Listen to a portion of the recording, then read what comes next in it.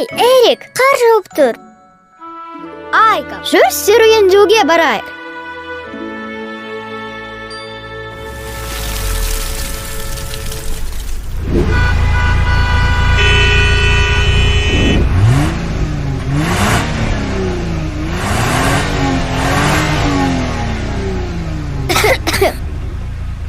Неліктен адамдар автобуспен емес, көлікпен жүреді? Өйткені автобустың арнайы желісі бар. Олар діттеген жеріне тезірек жетеді.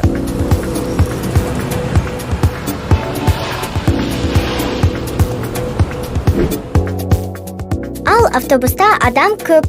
Көлікте көбіне бір және екі адам ғана жүреді.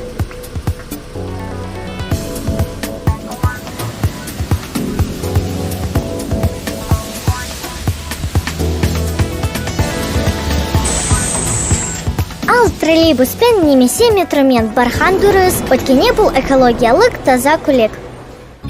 Жылдың жылы мезгілінде велосипед немесе скутер мінген дұрыс.